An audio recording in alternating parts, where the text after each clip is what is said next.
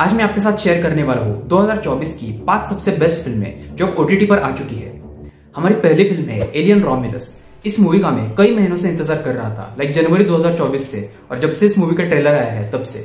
Movie के अंदर दिखाया गया है कुछ जवान स्पेस कॉलोनिस्ट LV-410 नाम के प्लेनेट पर रह रहे होते हैं, लेकिन उस प्लेनेट पर उन्हें माइंस में काम करना पड़ता है और वहां पर कुछ बीमारियां भी फैल रही होती है। इस सबके बीच उन जवान स्पेस कॉलोनिस्ट को उस प्लेनेट से दूर एक अच्छे प्लेनेट यवागा पर जाने का रास्ता दिखता है, लेकिन उसके लिए उन्हें वेलैंड यूटाने इंडस्ट्रीज की स्पेस में एक अबैंडन्ड शिप पर जाकर कुछ क्रायोस्टेसिस चेंबर्स चुराने पड़ेंगे। अब उस अबैंडन्ड स्पेसशिप पर जाने के बाद उनके साथ क्या होता है ये आपको मूवी देखने के बाद ही पता चलेगा। Run.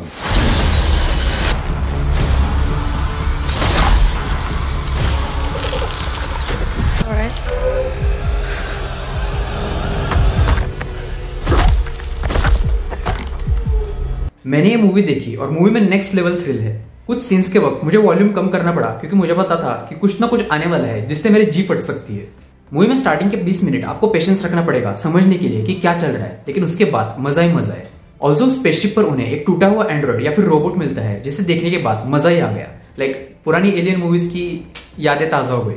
ऑल्सो वो रोबोट एक दूसरे रोबोट से डायलॉग कहता है, वो क्या ही था। वो कहता है, एंडी, इंसान कई इमोशनल फेजेस से जाते हैं इससे पहले कि वो सच को हजम कर पाए, लेकिन इनके पास इतना वक्त नहीं है, तुम्हें उनकी मदद करनी पड़ेगी। क्या डायलॉग था वो। यूजुअली एलियन मूवीज के एंडिंग में फिल्म मेकर्स कुछ ना कुछ रखते हैं जिससे कि हमें उम्मीद मिलती है कि अगला पार्ट आने वाला है।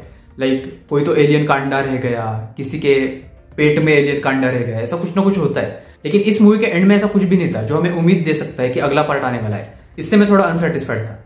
मूवी देखने के बाद मैंने गूगल पे जाके मूवी के बारे में पढ़ा तो मुझे पता चला कि डायरेक्टर फेडे अल्वारेस कह रहे हैं कि 2 एलियन मूवीज के बीच कुछ सालों का गैप तो होना चाहिए। अब पहली 2 एलियन मूवीज ही देखो, उसके बीच 9 सालों का गैप है। ऑडियंस को ऐसे अंदर से फीलिंग आनी चाहिए नेक्स्ट पार्ट देखने के लिए। अब इस पे मैं क्या ही बोलूं। साला ये दुख का खत्म नहीं होता बे। लेकिन फेडे अल्वारेस ने यह भी कहा है कि वो एलियन वर्सेस प्रेडेटर का नेक्स्ट पार्ट बनाने के लिए इंटरेस्टेड है। ऑल्सो गाइस, मेरे लिए और एलियन मूवी फ्रेंचाइज के जितने भी लवर्स हैं उनके लिए एक खुशखबर है। इसी फ्रेंचाइज पर बेस्ड एक वेब सीरीज आने वाली है 2025 में जिसका नाम है एलियन अर्थ। ये कंफर्म्ड है। Yeah, baby. इस सीरीज में one of the actress Kyle Chandler की बेटी सिडनी चैंडलर होने वाली है। तो इस सीरीज के लिए मैं तो एक्साइटेड हूँ, और ये सीरीज अर्थ यानी कि धरती पर स्थित है, तो इसमें एलियन वर्सेस प्रेडेटर रिक्विएम जैसा मजा मिलेगा। एट द एंड बस इतना कहना चाहूंगा कि एलियन रोमिलस एक अच्छी वन टाइम वॉच मूवी है। एंडिंग थोड़ी और अच्छी हो सकती थी जो हमें अगले पार्ट का इशारा देती, लेकिन ठीक है, डायरेक्टर की मर्जी।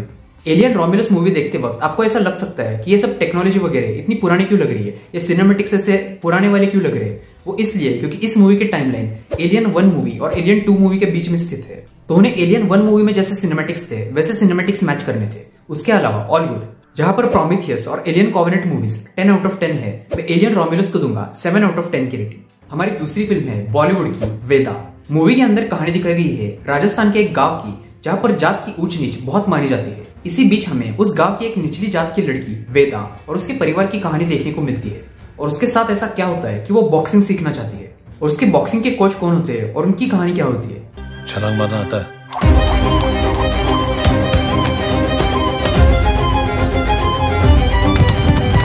मूवी आप एक बार देखना चालू करोगे ना तो मूवी आपको ऐसे कस के बांध के रखेगी। जहां आजकल की बॉलीवुड मूवीज मुझे इतनी बोरिंग लग रही है, वही ये मूवी मुझे काफी अच्छी लगी। मूवी का थ्रिल भी काफी बढ़िया है। मूवी में सारे नेगेटिव एक्टर्स ने काफी अच्छा काम किया है, और अभिषेक बैनर्जी की तो मैं क्या ही तारीफ करूं, जिन्होंने स्त्री मूवी में ऐसे एकदम पांडु फनी रोल किया था, वही इस मूवी में उनका नेगेटिव रोल माइंड ब्लोइंग था। शर्वरी और जॉनी अब्राहम की एक्टिंग भी मुझे काफी पसंद है। जॉनी अब्राहम की पिछली कुछ फिल्म्स में आपको उनकी एक जैसी एक्टिंग लग रही होगी, लेकिन इस मूवी में उन्होंने काफी अच्छा काम किया है। एंडिंग में थोड़ा सा ड्रामा दिखाया गया है, लेकिन ये मूवी ट्रू इंसिडेंट्स पे बेस्ड है। असलियत में कोर्ट में हुई 2 केसेस पर बेस्ड है, इसलिए उतना ठीक है। मैं इस मूवी को दूंगा 8.5 आउट ऑफ 10 की रेटिंग। अगर आपने ये मूवी नहीं देखी तो एक बार जरूर देखना, आपको जरूर पसंद आएगी। हमारी तीसरी फिल्म है द किलर्स गेम। इस मूवी में हमें डेव बटिस्टा लीड रोल्स में देखने को मिलते हैं, और जितने भी WWE सुपरस्टार्स हॉलीवुड मूवीज में आए हैं, जैसे कि John Cena, rock, Dave Batista, इन सबकी मूवीज ऐसे लाइट हार्टेड और फनी होती है, और मुझे मोस्टली पसंद आती है।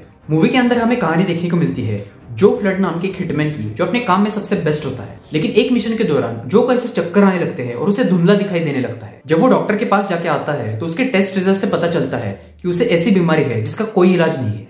ये सुनने के बाद जो अपने पापों का प्रायश्चित करने के लिए खुद के ऊपर सुपारी लगाता है, अपनी जान के ऊपर 12 मुल्कों के गुंडे लगाता है, लेकिन उसे बाद में पता चलता है कि डॉक्टर से गलती हो गई, उसके टेस्ट रिजल्ट्स किसी और के साथ अदला बदल हो गए। डॉक्टर उसे कहते हैं तुम्हारे पास लंबी उम्र बाकी है, ये सुनने के बाद जो अपने ऊपर लगाई हुई सुपारी कैंसिल करने की कोशिश करता है, लेकिन तब तक बहुत देर हो चुकी होती है।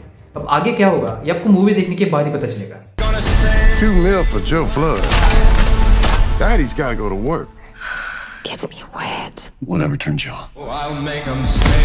मूवी की कहानी मुझे थोड़ी सी जॉन विक 2 और थोड़ी सी शॉर्ट 10 जैसी लगी। मैं ऐसे तो नहीं कहूंगा कि बहुत बढ़िया मूवी है, एक वन टाइम वॉच मूवी है, आप खाना खाते टाइम वगैरह एंटरटेनमेंट के लिए देख सकते हो। मैं इस मूवी को दूंगा 6.5 आउट ऑफ 10 की रेटिंग।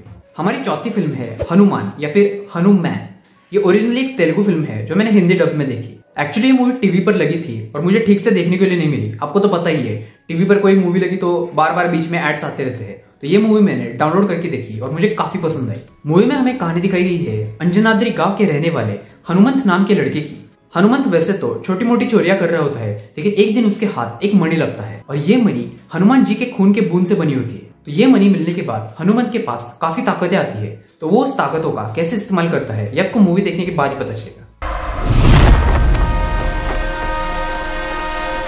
आप कौन हो भैया?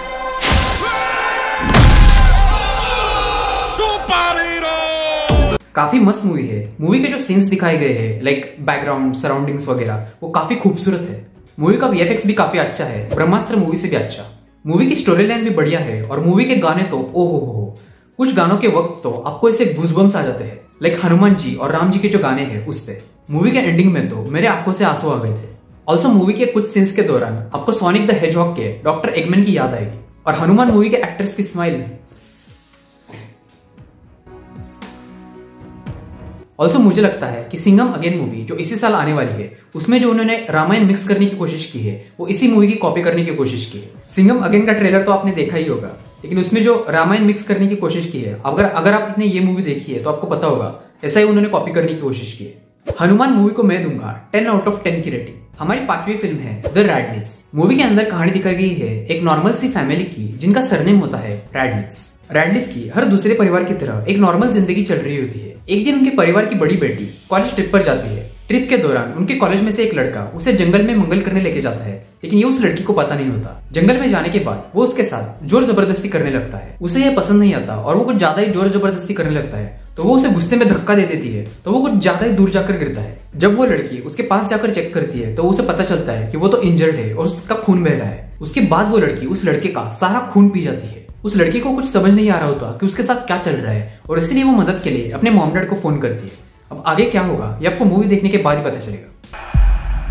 He's invading my mind. It's our secret, okay? I enjoyed it. ये एक वन टाइम वॉच मूवी है और अगर आपने द ट्वाइलाइट मूवी सीरीज और द वैम्पायर डायरीज जैसी वेब सीरीज देखी है तो आपको ये मूवी पसंद आएगी।